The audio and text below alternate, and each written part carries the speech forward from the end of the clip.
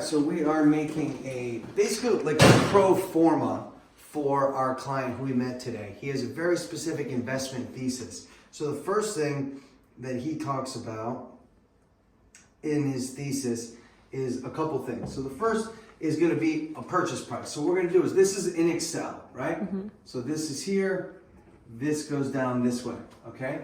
So this is one thing, right? So the purchase price, let's just write 150 mil, okay? Mm-hmm. That's what you're going to put into Excel, okay? Then he says the next is annual running cost. Okay, what is the annual running cost? That is, what is it? The annual running cost? Yep. Tell me what's the annual running cost. It's I'm blanking. Common charges? Oh, taxes? Yeah, obviously, common charges, taxes. I don't know why that threw me off.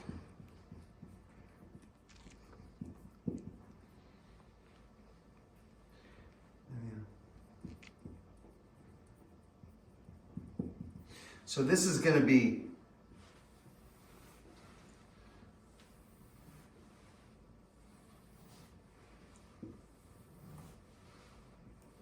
these are all the different ones. See how I have it indented? Mm-hmm. This shows that this annual running cost is going to be this. So what you're going to end up doing is you're going to go equals whatever the common charge is in. Let's just say it's 50,000. Mm-hmm. Right? Times 12. Why? Because 12 months in a year. Right. So he wants the annual running cost equals 25,000 times 12. Times 12 equals management fee. So let's everything is going to be times 12. Say it's $1 million a month. So the management fee is 100,000 a month equals 100,000 times 12. And the insurance equals, let's just get a fucking random number here. I don't know. Let's just say it's 5,000. So all of these are going to get you a number. So what you do is you go equal sum. Okay. And then you go from here. Let's just say this is B. So this is A, B. Mm-hmm. And then this is 1, 2, 3, 4, 5, 6. So you're going to go equal sum B 2, B 6. Mm-hmm. So what that does is it adds up all of these. Yep. So if you look into it, you could say this will just look like 50,000 times 12, which is 600K. Mm-hmm. Okay, but that's what the spreadsheet will show. Mm-hmm. But this is the formula. Yeah. So if I click here, this is what I see. So I know, okay, you get 600,000 because you're getting 50,000 of common charges a month times 12 months. Then you're having that all here, and then you're adding it all up here, and then that will give you. And you could just all highlight it, right? Highlight everything. Well, that's how you do it. Yeah, highlight it. Equals sum, and then highlight. Yes, and then close. But you can also type it in. Okay? Yeah. So that's how you do the annual running cost. Okay. Then he says potential income. So now we go back out here.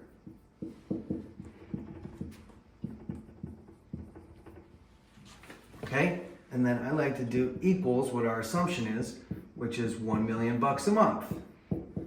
Mm-hmm. Okay? Garnered income plus set holding period. Okay, so then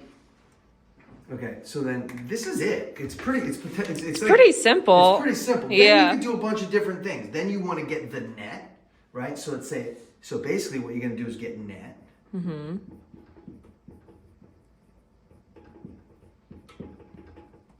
Okay? Mm-hmm. What is the net operating income? The net operating income equals B7, mm-hmm. B7, which is income, right, minus B2, which is the annual running cost, equals, and whatever that number is. Got it. Okay? Mm-hmm. So that will give you what the net is. So if you just did this, this is $1 million. Oh, sorry. Potential income is $1 million times 12. So it's actually 12 million. Okay? Potential income annual, because we're doing it on an annual, potential annual income. So $1 million times 12 million bucks. So you're doing 12 million bucks minus all of these costs. Let's just say, so that's 600,000. This is going to be half of that, which would be 300. So that's 900,000 times this, 100,000 times 12, which is 1.2. So it's 9. So it's 2 million plus this, which is, so it's like 2.1 million. So basically it's like 12. This is a side note. 12 million gross. I'll just do 2 million for easy. Okay. Expense. Income. So that's going to be $10 million. So then you're going to go net operating income will end up being 10 million. That's how you get it. Equals this minus that. And then you get $10 million here. So that's what you know what the net operating income is. Then once you have the net operating income, you Google capitalization rate. Google cap rate. Let's just do the math. So this is how I'm going to do the cap rate. I forget the... Hi, ChatGPT. I would like to determine a cap rate. I have a purchase price of $150 million. I also have a net operating income of $10 million. I would like to understand what the cap rate is. Okay, so cap rate equals net operating income. Okay. Now so this is what it tells you. Net operating income is 10 million. Purchase price is this. Okay. Dude, 6.6 cap. That's why, see, this is what I'm saying. Is if you have all of this, then you have the sheet, right. then you just type in the next deal. Yeah. You're just like, like if this is the template. This is what I'm telling you. That's what we do with the Huxley. Basically, yes, when we did like the yeah. This is the finance right aspect of the business that everybody misses. It's a good deal. No, actually, bro, on $1 million a month with all these fucking expenses and $100,000 management fee that you're paying me, you're $1.2 million a year. You're still making a 6 cap, pal. And by the way, he wants it. Look, it's probably 6%. So equals, and then you figure out what the equation is. Yeah. You Google it. I What's will. the equation? And then you click these buttons, and then it gives you 6.667% rate, which is exactly what he's looking for. Then you go one step further, and the next thing he's asking for is hold time. Okay? Yep. So the next thing is we assume a 7-year hold. Okay? Then you make assumptions on the hold based on where inflation has been and where it's going. So let's just assume inflation is going to be, so then you say, see how these are all assumptions? Yes. Assumptions. So you're assuming all these things. So every time you have it, you're just assuming more assumptions. Yeah. And then you say, look, let's have it a 7-year hold period. You bought it for $150 million. And the inflation, let's just say we do it down here, but hold time is a 7-year hold. Inflation is 4% annually. So that means, we would do the equation here, but let's just do it for GPT. Okay. I would also like to determine what the sales price will be in 7 years. So again, I bought the property for $150 million. We are going to assume a 4% annual inflation metric, which will help determine what the purchase price will be in 7 years. So basically it's going to be 150 times 0.04%, and that compounds for the next 6 years.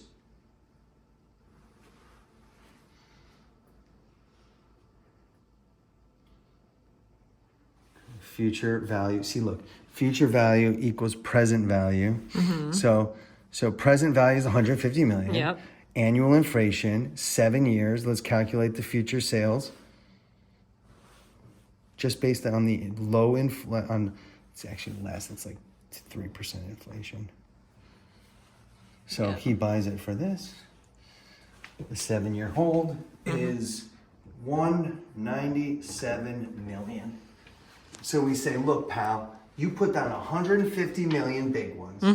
Okay, you will make $12 million a year.